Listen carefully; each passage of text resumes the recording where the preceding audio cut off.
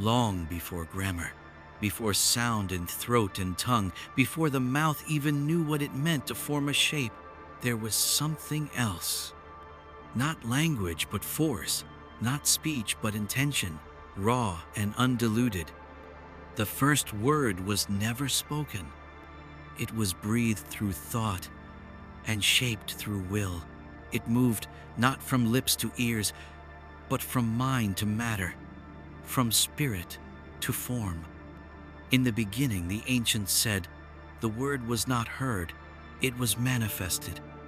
In ancient Egypt, they called it Hu, not just a god, but the principle of sacred utterance, a sound so primal, so pure, that when the creator god Adam opened his mouth to speak, it was this force that rolled forth, and with it, reality took shape. Hu was not communication. Hu was creation. When Atum said, "Let there be Shu," the air itself came into being. When he spoke, Tefnut, moisture, breath, and balance were born. The spoken word didn't describe the world, it summoned it. In these myths, the gods do not build. They do not mold with hands or hammer with tools. They speak, and what they speak becomes. This is not metaphor. It is metaphysics. In the oldest temples, it was understood. To speak was to act. To name was to give life. To utter was to command. This understanding is echoed again and again across cultures, across millennia. In the Hebrew Genesis, "Let there be light," and there was light. In Vedic India, Vak, the goddess of speech, is said to have given birth to the universe itself.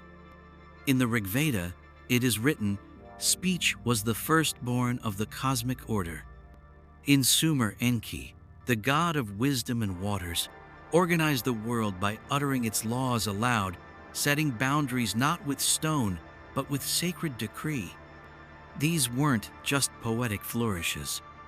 They were keys, clues, left by civilizations that understood something we have long forgotten.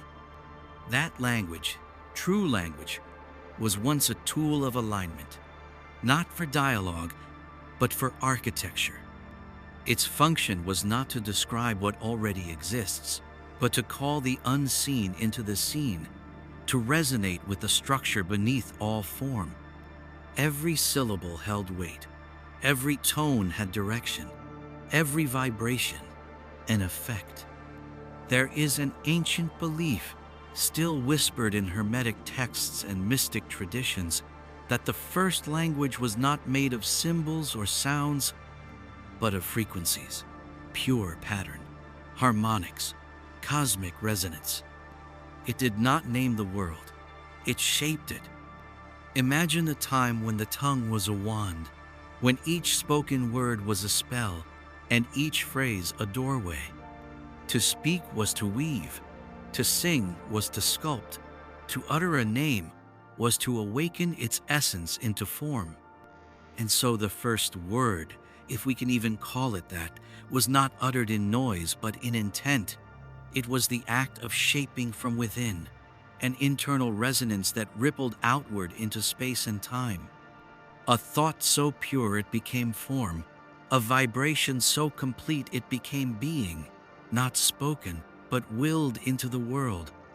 And once it had been willed, there was no going back. The language had been born, not to describe reality, but to build it. That was the first word, not a sound, but a spark, not spoken, but released. And with that, the world began. There was a time so distant now that even myth forgets when humanity spoke with one voice. Not merely the same words, not merely the same tongue, but something deeper, something more elemental. A unified language not learned, but remembered. Not constructed, but received. A language that didn't just describe reality, it participated in it. It was said to live, to breathe, to carry the pulse of the cosmos within its syllables.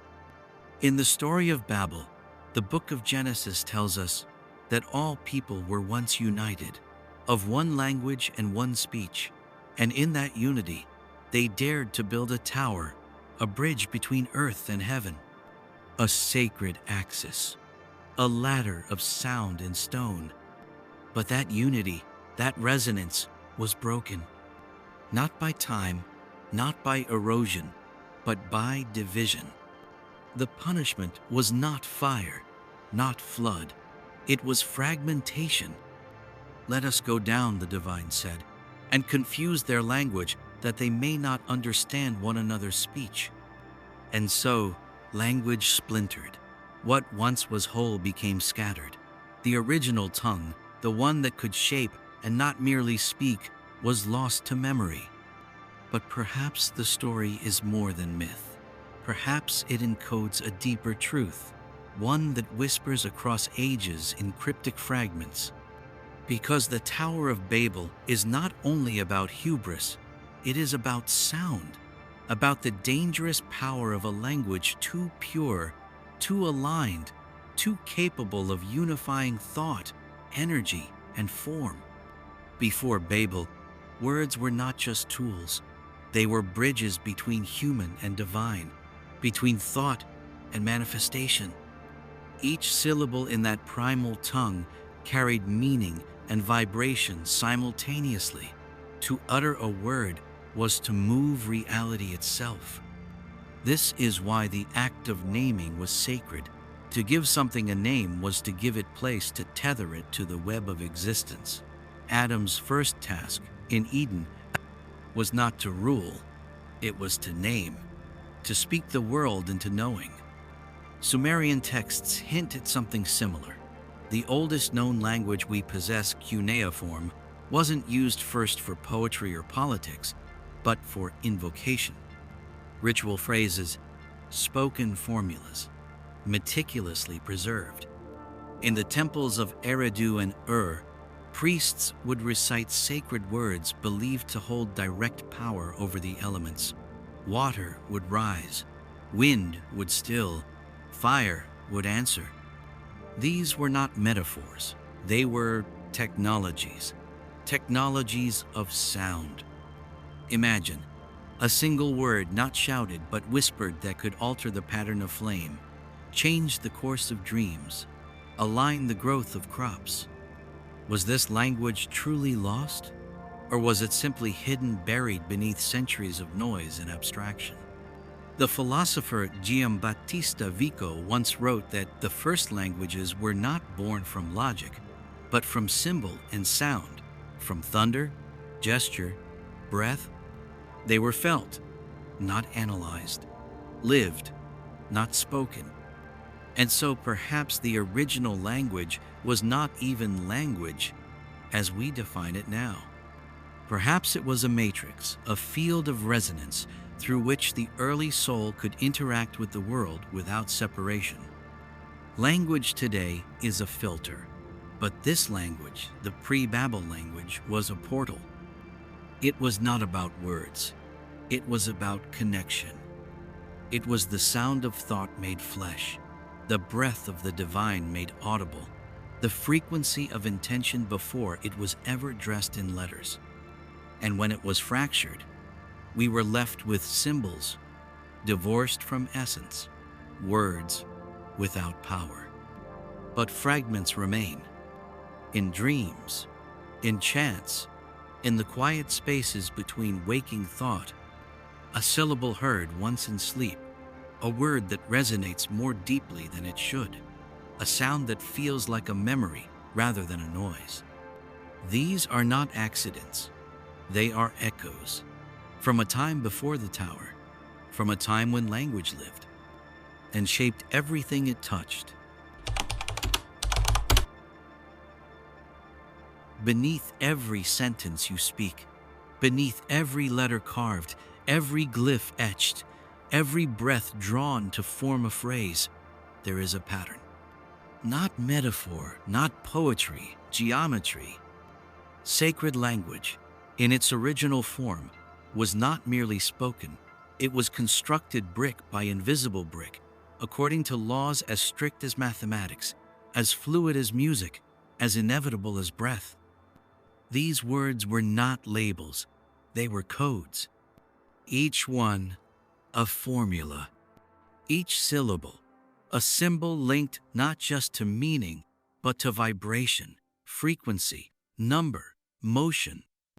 When we look to ancient systems, Kabbalah, Sanskrit mantras, Egyptian Medu Netjer, we do not find loose poetic expression. We find engineering. Take the Hebrew alphabet. 22 letters, each one a number, each one a sound, each one a path between spheres on the tree of life. Aleph is not just a letter. It is the breath before the breath, the silence that precedes sound, the ox primal force, numerical value, one. But it is not just the idea of one, it is the structure of unity. To write a name in this language is to build a construct, a vibratory vessel, and every letter added changes the resonance, like shifting the key of a song. The Tetragrammaton Yod-He Vav-He is not simply the name of God, it is a formula, a schematic for unfolding reality in 4 dimensions: idea, emotion, form, breath.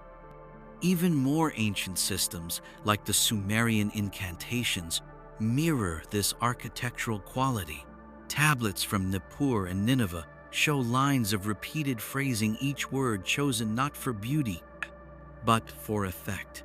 These were tools, keys for opening specific energetic doors. They did not ask, they commanded. The Egyptians knew this too. In their Medu Netjer, words of the gods, each hieroglyph was not just phonetic, it was symbolic, magical, structural. The symbol for heart was not merely a picture of an organ, it was a functional sigil, meant to align with the real energetic heart of the one who read or uttered it. And they believed that to write a word was to anchor its energy, that the carved inscription on a tomb did not describe the afterlife, but literally built the path to it. Sacred language is not descriptive, it is prescriptive. It doesn't tell you what is, it shapes what will be. This is why mantras work. Why ancient names, when whispered, chanted, or meditated upon, seem to cause changes in the world around us and within us. Because sacred words are alignments. You are not just saying something, you are rearranging the field. Each vowel, each breath, each consonant, carved sharp or soft, moves the needle of what is real. Even in the West, the remnants of this truth remain. Spells, casting, the spelling of words. Language still hints at its ancient power. In Latin, verbis means words, but it also gives us verbum and verbere to strike. The word was once a weapon, a tool, a blueprint. It built temples in the ether long before it shaped stone. So the ancients guarded their language carefully. To misuse it was to misalign reality itself. To lie was not merely unethical, it was destructive. To speak without intention, dangerous. They believed that the word, once released, was alive, that it would echo in the unseen, returning to its source with interest. And perhaps they were right, because even now, long after we've forgotten how to wield the word as structure, it still reacts, still vibrates, still builds.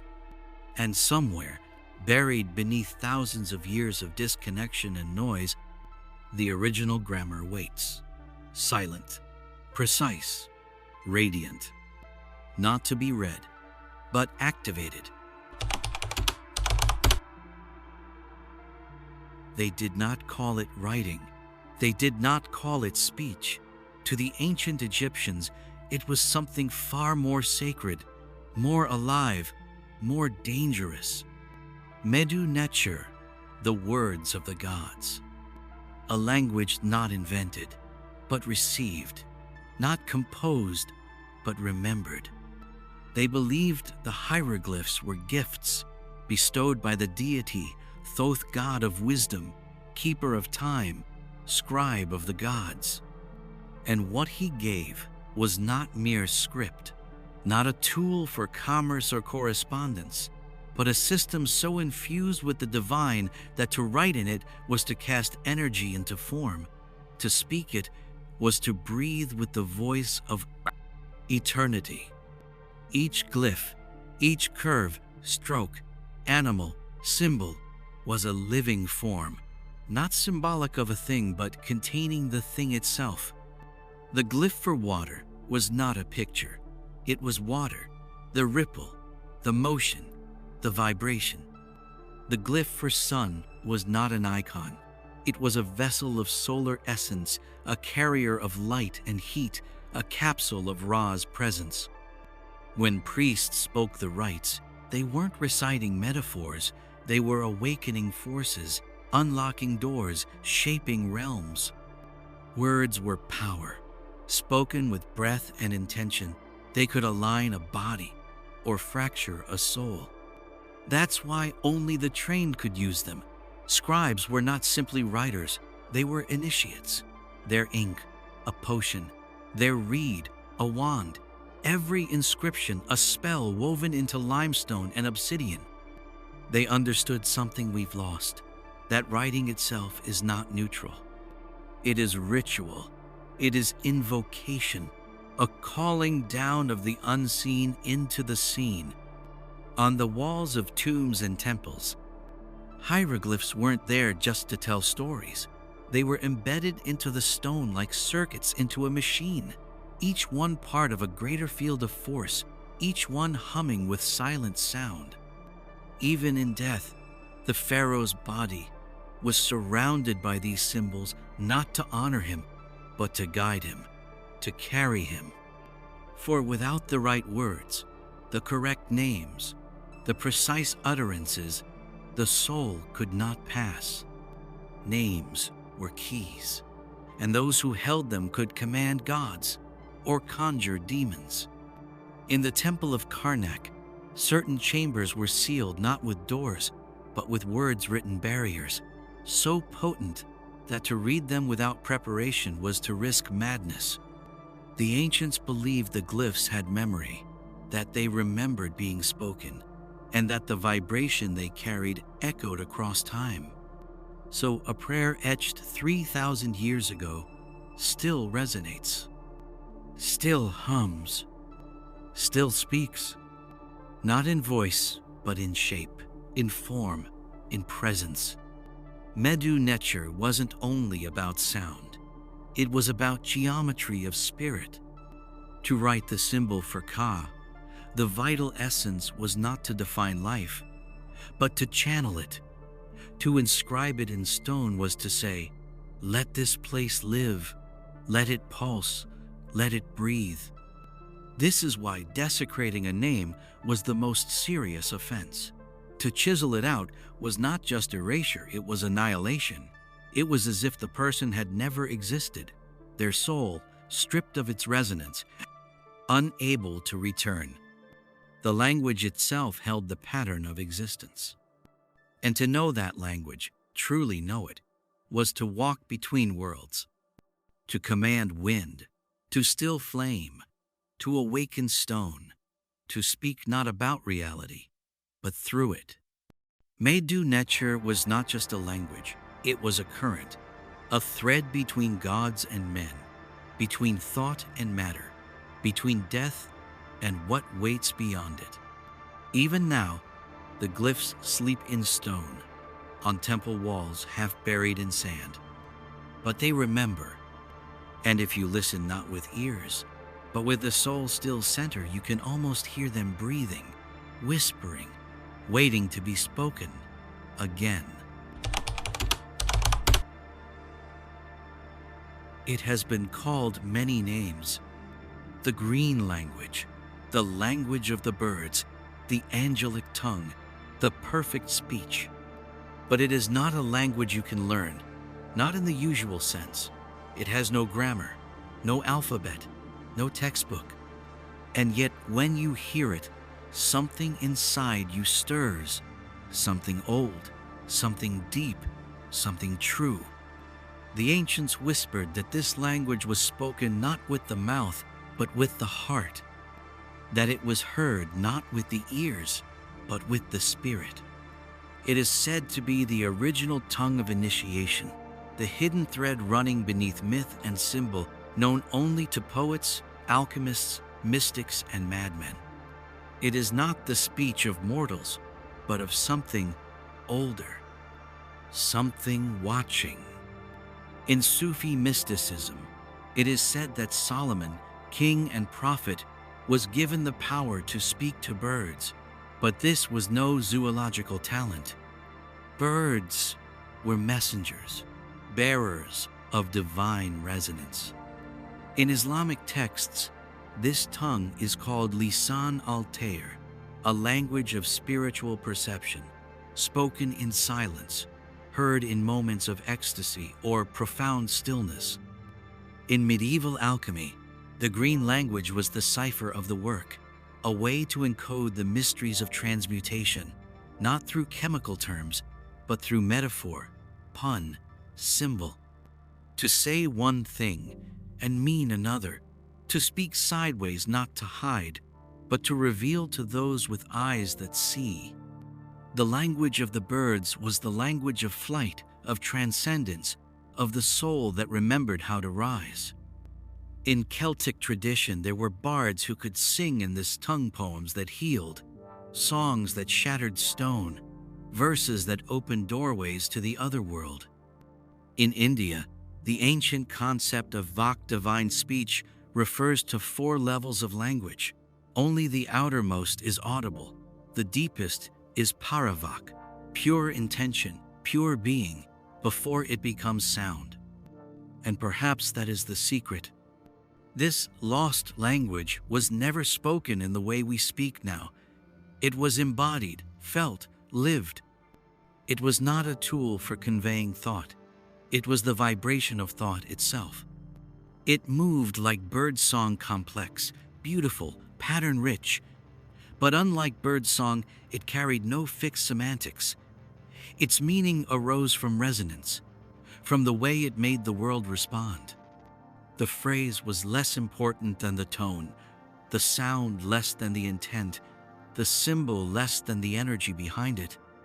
And it is said that this language could shape reality, not through command, but through invitation, not through domination, but through alignment. Those who spoke it did not impose. They harmonized. They tuned themselves to the field beneath matter, and then let the words emerge like flocks from silence. To hear this language is to feel time stop, to remember something you never learned, to awaken a part of you that doesn't belong to this age, or perhaps even to this world.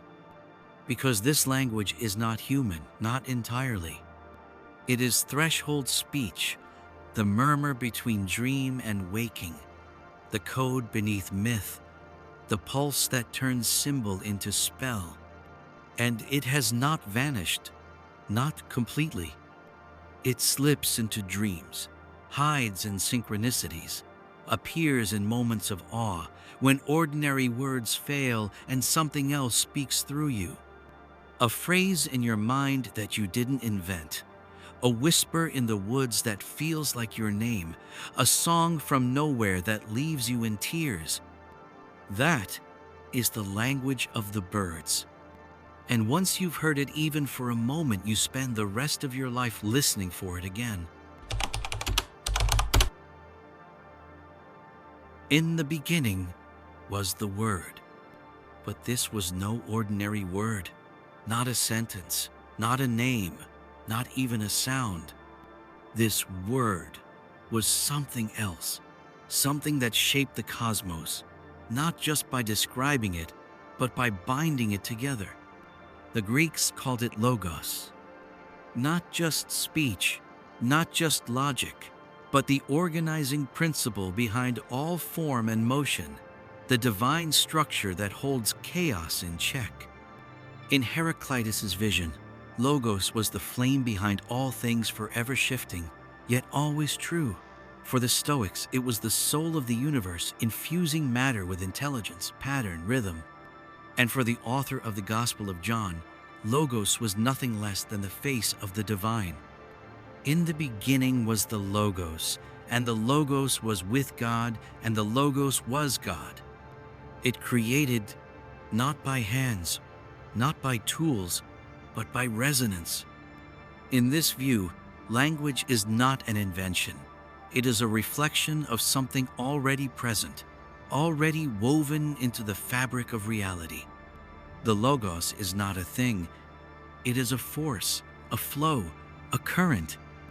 Imagine it like the source code of existence, not lines of text, but living instructions patterns so deep they become law, not because they are enforced, but because they are true.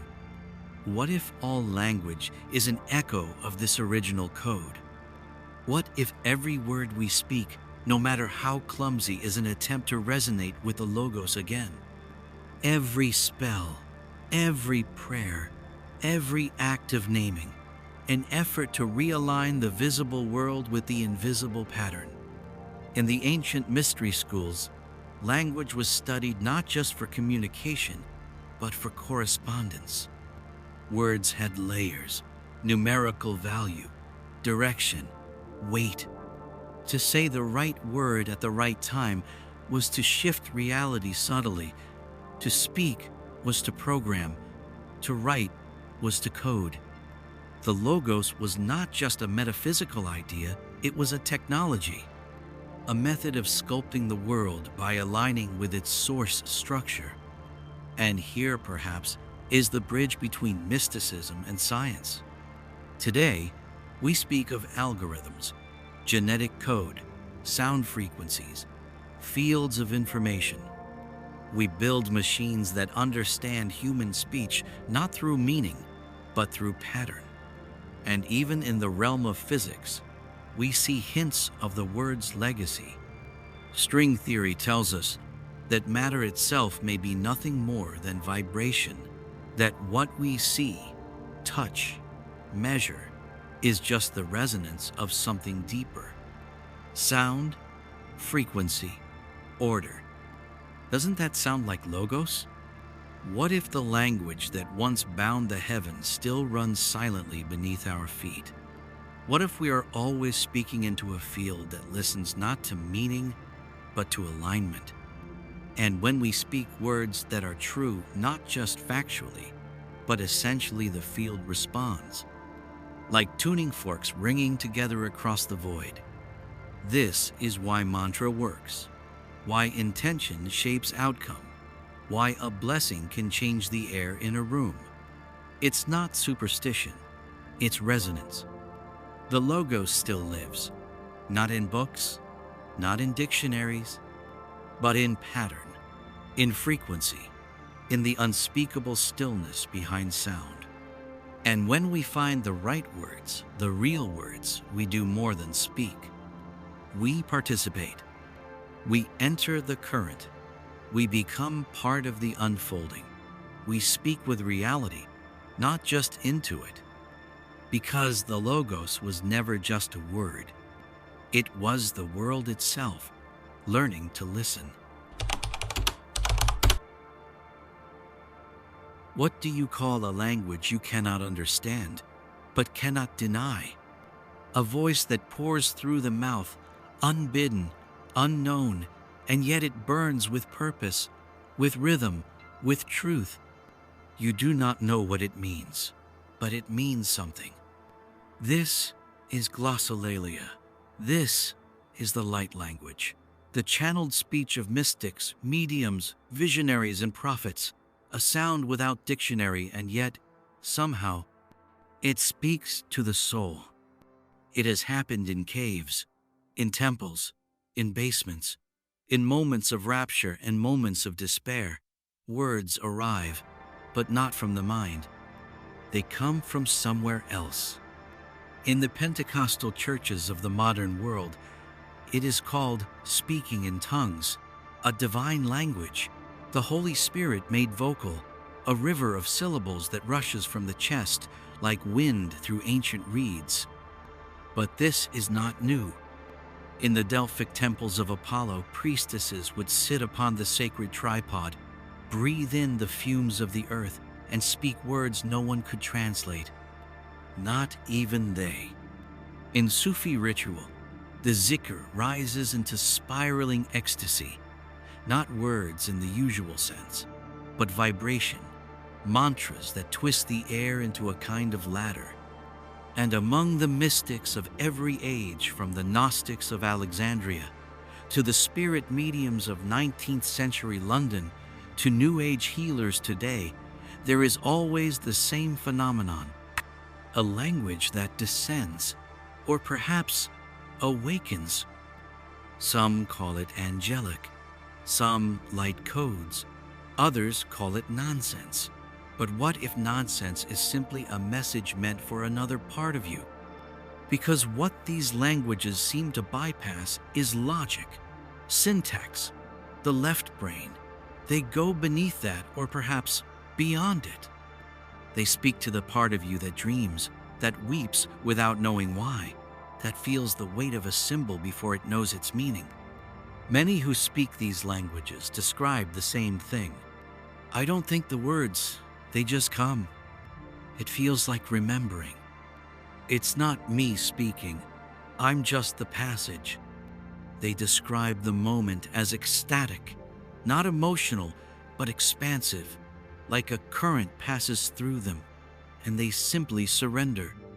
To the observer, it sounds like chaos, but if you listen not with the ear, but with something deeper, you may feel the structure beneath it, the resonance, the harmonic pattern.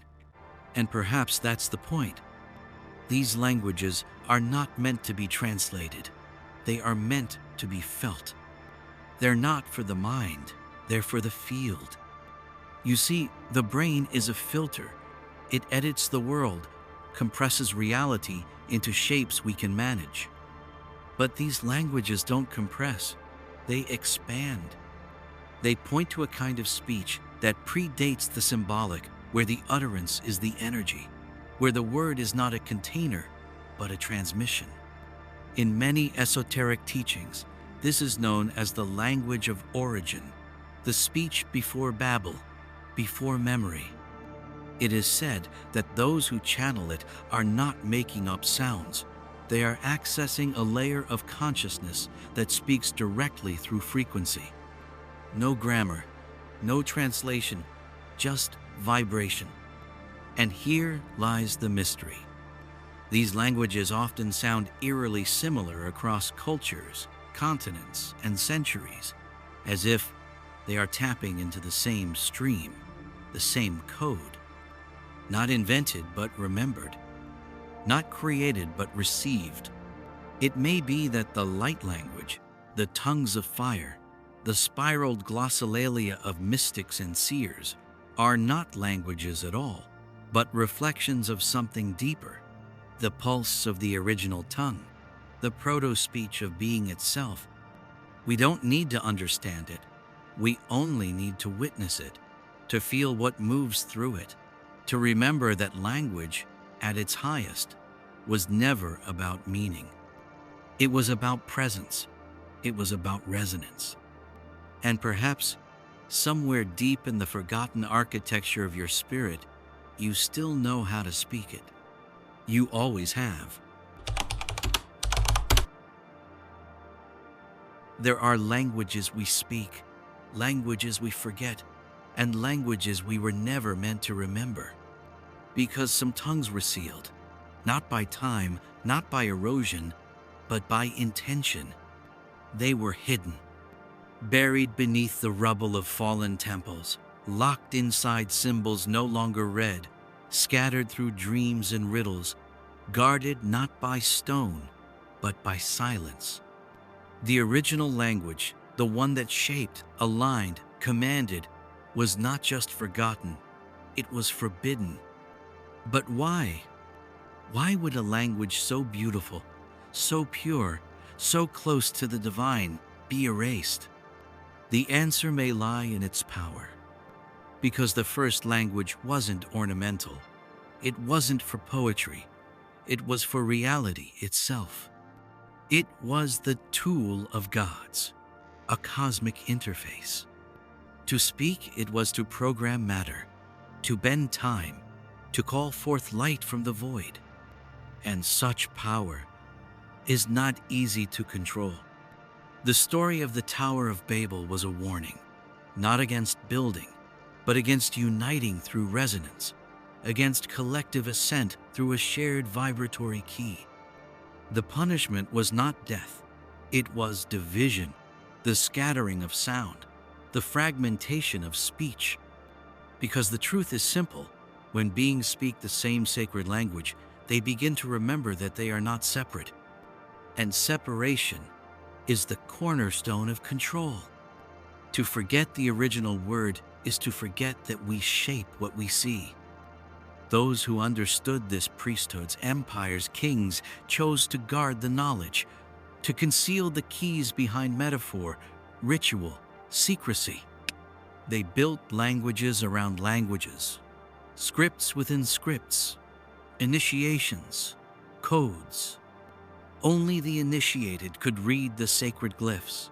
Only the high priest could speak the true names. Only in the silence of inner chambers could the word be unlocked. And even then, carefully, sparingly, because the original language was not neutral. It was alive. And to utter it out of alignment without reverence was to unbind the order it held. Some say this is why the emerald tablets were veiled in symbol, why the Enochian alphabet came as a revelation to John Dee, but cost him dearly, why the Gnostics encoded their knowing in parables, why Sufi poets hid truth in the folds of metaphor. The original language had to be masked, its shape protected, because to misuse it was to tear at the fabric of reality itself. Even now, we feel echoes of this fear. We call some speech dangerous. We silence words we do not understand. We instinctively know language is not just expression, it is activation. And some activations are not meant for every voice. But still, beneath the surface, the buried words wait. You can see them in dreams, in the moment between waking and sleep, in strange symbols that feel familiar, in sounds that make your skin react, though you cannot say why. They rise like fragments from a shipwreck, pieces of the sacred tongue. And perhaps, just perhaps, they are returning now, because the veil is thinner, the noise is louder, and the need to remember is becoming too great to ignore. We live in an age of resurrection, of forgotten codes stirring in circuits and songs, of symbols reborn through light and sound. What was once forbidden may yet return, but not as it was. This time it will not belong to the few. It will emerge in the many, whispers in the crowd, children speaking words they've never learned, artists drawing glyphs they've never seen. The sacred language is not gone. It was only buried for protection, for timing, and the time is coming back around. It does not begin with a sound. It begins with a feeling, a pulse, a subtle shift in the stillness. Something stirs beneath thought, and the air itself seems to wait. There is no teacher, no blackboard, no syntax, but something inside you begins to listen to a language you've never learned, and yet somehow have always known. The first language is not coming back in books, not through scholars or priests. It returns through us, through memory, through resonance, through the quiet reawakening of the soul to the frequencies it once called home. It doesn't sound like modern speech. It doesn't even need words. Sometimes it comes as a melody that plays behind your thoughts, a dream where you speak and everything responds, a moment where a single word, unknown, untraceable, leaves you weeping, not from sadness, but from recognition. Because the first language doesn't teach, it reminds. It is not about communicating, it's about aligning, not about making sense, but making contact. We've spent centuries perfecting language as a means to control, define, categorize, but the first language is the opposite. It is not used to trap reality, but to release it. It doesn't divide the world into nouns and verbs. It weaves it together like strands of light braided in silence. And now, in the strange mirror of the digital age, something unexpected is happening. We are learning once more that language can shape reality. Through frequency, through pattern, through vibration. Modern science is catching whispers of what mystics always knew. Cymatics shows us that sound creates form. Quantum theory hints at fields of probability that bend under observation. As if awaiting instruction, artificial intelligence processes language as structure, not meaning, just as the ancients once did. The veil thins, and beneath our noise, the old harmonics stir. Children draw symbols they've never seen. Poets speak in verses they cannot explain. Voices emerge in trance, in dream, in illness, in ecstasy. Not to dominate, not to persuade, but to call us back, to remind us that the world was once spoken into being, and it can be spoken again, but this time with awareness. The return of the first language will not be uniform. It will not be owned. It will arrive like a wave, not to instruct, but to awaken. And each of us will hear it in the tone most native to our soul. One may dream it in colors, another may feel it in bones, a third may simply open their mouth and find that the sounds come unbidden yet perfect. This is the gift and the warning. For language shapes not only the world, but the one who speaks it. And as the first language returns, so too does the responsibility. To speak with truth, with clarity, with reverence. Because every utterance is now a brushstroke on the canvas of what comes next. The first language never vanished. It went quiet. It waited. And now, as the world begins to remember, it begins to speak again. Through dreams, through resonance, through you.